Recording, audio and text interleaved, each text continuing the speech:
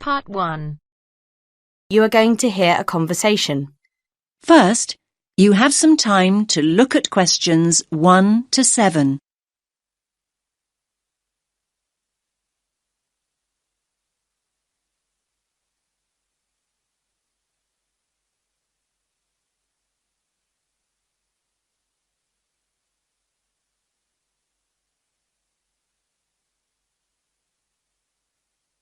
Listen carefully to the first part of the conversation and answer questions 1 to 7.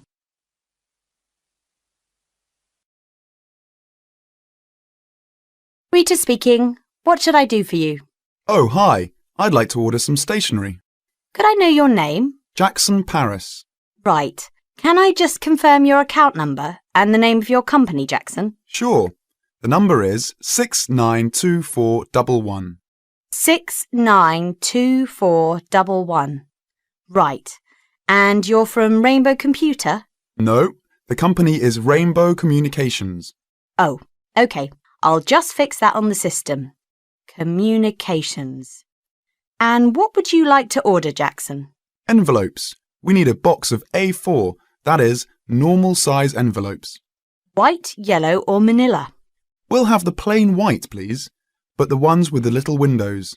OK, one box. A4, white. Just one box, was it?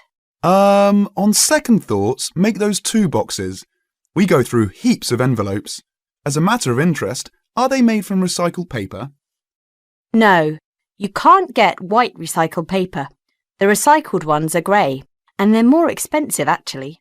Right, we'll stick to white then. Something else, Jackson?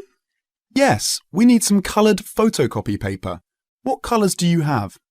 We've got purple, light blue, blue, light green, whatever you want pretty much. There are 500 sheets on the pack. Let me see. We're going to need a lot of blue paper for our new price lists. So can you give us 10 packs, please? Make sure it's the light blue, though. 10 packs of the light blue. Anything else that we can help you with? Let me think. What else do we need? I'm sure there was something else. Pens, paper clips, fax paper, computer supplies, office furniture. Oh, yes. We need floppy disks. Do you have those nice coloured ones? Yes, but they're a bit more expensive than the black ones. That's all right. I'm not paying anyway. Right, floppy disks. What about diaries next year? We've got them in stock already, and it's a good idea to order early. No, I think we're all right for diaries, but something we do need is one of those big wall calendars. You know, one that shows the whole year at a glance. Do you stock those? We certainly do. OK, can you include a wall calendar then, with the other stuff? Just make sure it's got the whole year on the one side. Sure. Now you have some time to look at questions 8 to 10.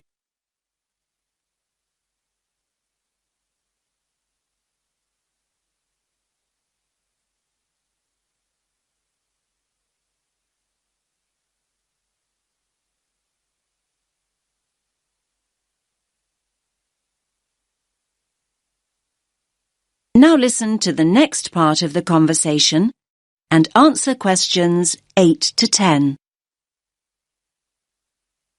And do you have a copy of our new catalogue? No, I don't. But would you send one? Yes, I'll pop one in with the order. You'll find it a lot easier to remember what you need if you have our catalogue in front of you next time. Yes, good idea. And when can you deliver this? Should be with you tomorrow morning. Can you make sure that it's not after 11:30 a.m? Because we have to go out at 12. There's only myself here on Fridays. Fine. I'll make a note in the delivery docket that they should deliver before 11:30. Thanks very much. Thanks.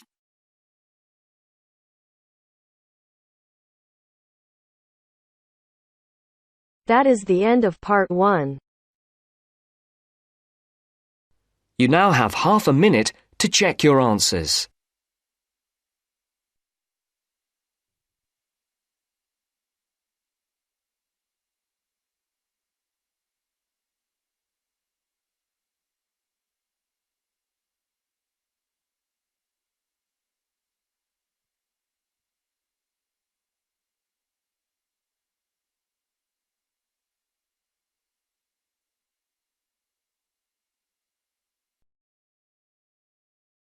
Now turns to Part 2. Part 2. You will hear a talk by a counsellor on plans for the development of an old industrial site. First, you have some time to look at questions 11 to 13.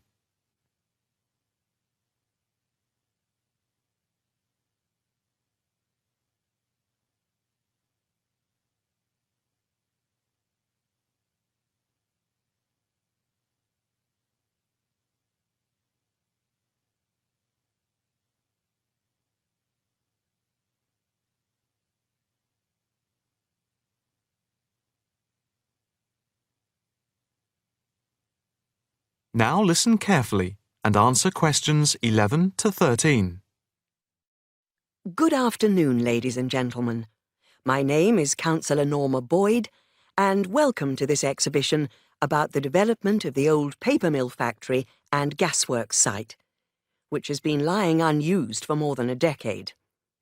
There has been pressure on the council to use the land to build a training centre and a small business park. However, we have been encouraged by local people to create an open area for the benefit of the community, providing much-needed space for recreation. And I now have pleasure in announcing that the plans for the creation of a park, to be called Park Royal, and for flats, have now been approved. I'm also pleased to announce that we have secured sponsorship from local organisations. More detailed plans of the developments are available from the council website, details of which are in your pack. In the meantime, I'd just like to take you through the plan here on the screen. Before you hear the rest of the talk, you have some time to look at questions 14 to 20.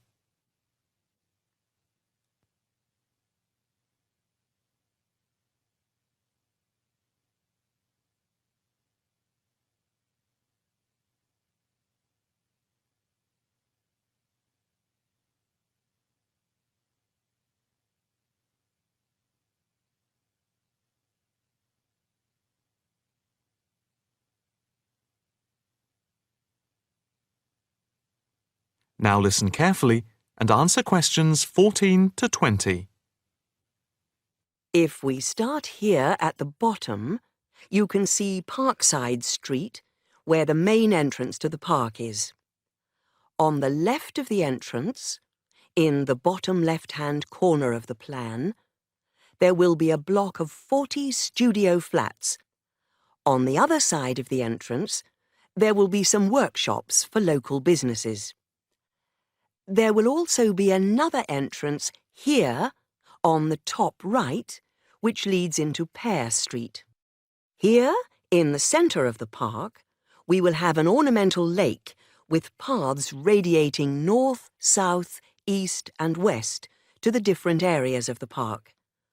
In the top right-hand corner, just by the Pear Street entrance, there will be a large sports area with 2 football pitches and 4 tennis and volleyball courts. Just here, beside the pitches, on the same side of the path, will be an outdoor swimming pool. Now, in the top left-hand corner, a walled flower garden is planned with a rockery and a water feature with walkways, seats and lots of shady areas for the summer.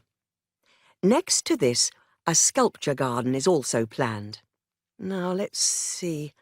Just here, below the walled garden, there will be a grassy amphitheatre with a permanent covered stage for open-air concerts. We hope that local schools and colleges will use this theatre to showcase student work.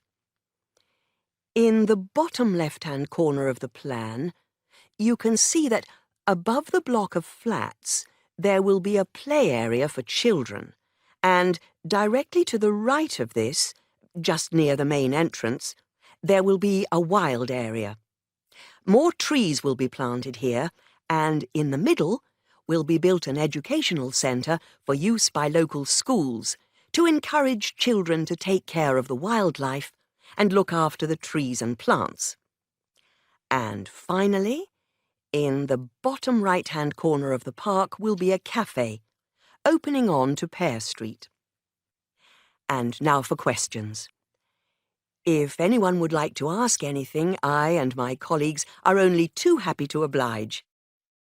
Yes, the lady in the front row, if I could have your... That is the end of part 2. You now have half a minute to check your answers.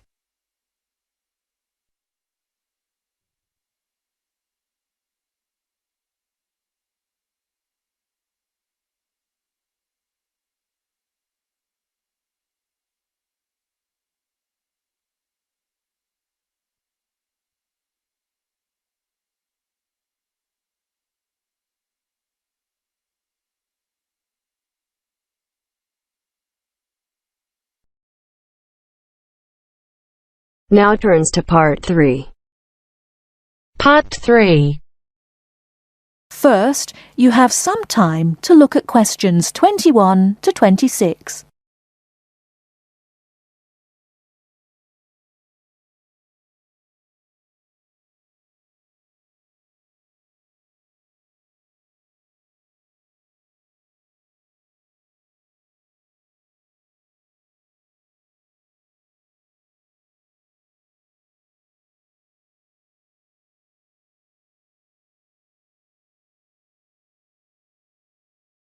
Now listen carefully and answer questions 21 to 26. Hello, my name is Emiliano. I am a student here and I'd like to rent a house for 6 months. OK, well you've come to the right place. We specialise in short-term rental. First of all, I would like to get a few details from you. Can you give me your full name, please? Yes, it is Emiliano Nespla. And can you tell me your present address, please? Yes, it's 17 Middleway, Penrose. I'm living with a homestay family at the moment. That's great. Now, do you have any identification with you? Oh, and we will need a reference from someone who knows you here. Maybe your homestay family. Yes, okay. Here's my passport and the card from my language school. My referees can be Mrs. Alice Thompson. She's my homestay mother and she wouldn't mind, I'm sure. You can contact her at the same address as me, of course. OK. If we need to contact you, should we leave a message with your homestay? No, you can speak to me directly. My cell phone number is 021 548 3534. Great. Now, do you have a bank account? You will need to pay your rent by direct debit. You know, it will come out of your account automatically every month. Okay, I don't have my bank account details with me now, but I can get them and bring them back later today. That's fine. Now, can you tell me what kind of house you are looking for? Do you want to rent by yourself? No, I'm looking for a 3-bedroom house. I want to rent with my 2 friends. I will bring them in to see you later today. OK. And what areas are you interested in renting in? Well, here's a map. Can you see my school? I don't have a car, so I need to take some kind of public transport to school and I don't want to travel for more than 30 minutes each way. Do you think you have anything which is suitable? Yes, we do. Here is a list of available properties. I'll highlight the ones that could be of interest to you. Look at the map and go and have a look at the houses with your friends. Do you have a friend with a car? Yes, I do. Good. So go and look outside the houses. It will give you an idea of what the area is like. But remember, don't go into the garden or knock on the door. If you want to go in and have a look, let me know and we can arrange an appointment. Okay, can you give me an idea of price? Yes. If you look at the list, you can see the weekly rent written next to the house address. Oh yes, I can see it now. Do I need to pay anything else? Yes, you need to pay a deposit which you will get back when you move out, and you have to pay a non-refundable agent fee which is equivalent to 1 week's rent. You will have to pay your bills when they come in every month too, of course. Okay, well, thank you very much for your help. What time should I come back with my friends and my bank details? How about 2:30 this afternoon? That sounds good. Thank you for your help. I'll see you later. Thanks for coming in. Goodbye.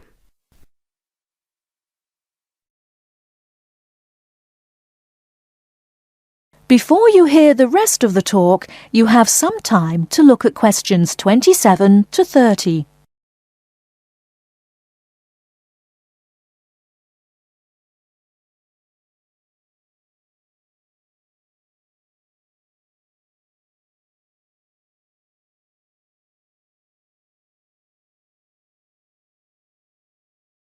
Now listen and answer questions 27 to 30. Hey, don't throw that can away. Why not? I finished with it. Yes, but you can recycle things like that. Oh, I haven't got time to recycle everything I throw away. That's a terrible attitude. Don't you care about... Hello, you two. Hi, John. What are you arguing about? Oh, Sam says he doesn't have time to recycle. What do you think? Well, I agree that it can be difficult sometimes.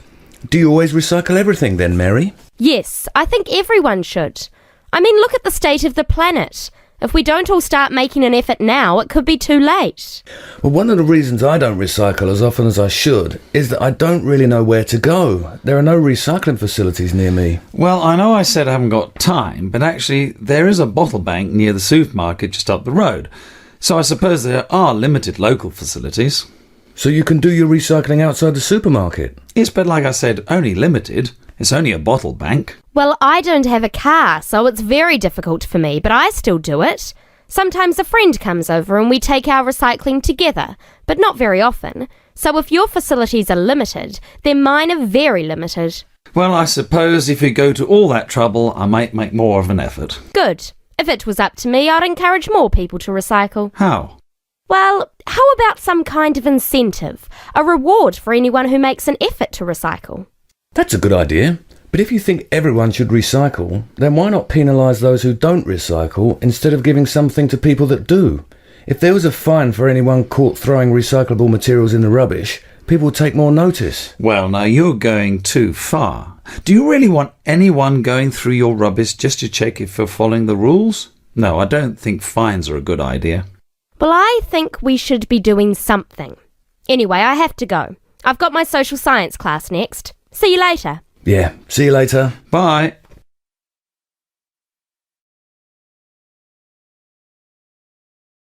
That is the end of part 3. You now have half a minute to check your answers.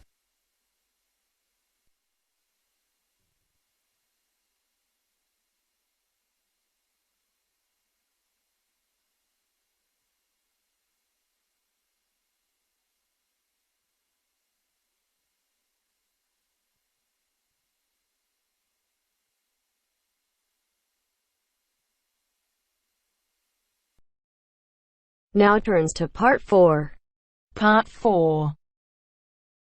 You will hear a talk about developments in public transport in large cities. First, you have some time to look at questions 31 to 40.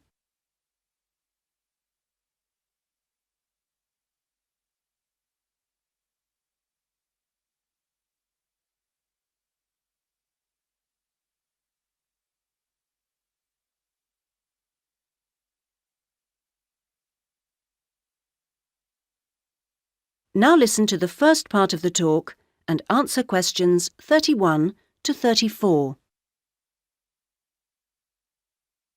That big cities around the world are getting bigger is a clear trend. This situation is going to make the issue of transport increasingly important. Cities cannot work if their people and their visitors cannot move around. This means that public transport is vital to the success of cities. And yet, private car ownership is increasing all the time. Can these two facts be contained in the same reality? Isn't the car slowly but surely strangling the city? But we must acknowledge it does have genuine benefits. Having said that, the fact that car owners can escape to the mountains is of little relevance to the issue of daily city life, in which we need to do things like ferry heavy shopping and luggage around, something the car, of course, is invaluable for. But the so-called family car is rarely occupied by a family, just a single driver taking up a lot of road space. It's not only the car that clogs up our roads, of course. Trucks are heavy, noisy and smelly intruders. But it's hard to persuade companies to opt for rail freight rather than road. They argue that it is cheaper and more flexible, and trucks are undoubtedly able to go when you want, where you want. The cost claim is false, however. Truck companies don't hold themselves responsible for the environmental costs they incur, nor are they keen to calculate the time spent on repairs or delays. So, this is our first challenge, the sheer volume of traffic. If we compare 3 developed and urbanised countries, we can see interesting differences. The UK, for example, has just over 20 million cars, 1 for every 3 people approximately, and nearly 3 million buses and trucks. These figures sound very high, but in fact the Netherlands, although only a little over a quarter the population, has more vehicles per head of population. Meanwhile, Germany, bigger than both other countries put together, actually outstrips either in terms of vehicles per head of population. Now, there is no correlation between these figures and the percentages of journeys made on public transport. This means that the route to better public transport use is not abolishing the car, but rather making public transport better. Not surprisingly, where people can choose, they choose the thing they prefer, not the thing they don't. How do people judge public transport? Well, a major survey was carried out this year, indicating that there are many aspects, from clean interiors of buses to the proximity of routes to homes and workplaces. Fare prices is a complex issue and needs to be accounted with car costs. What people seem to find most frustrating is scheduling.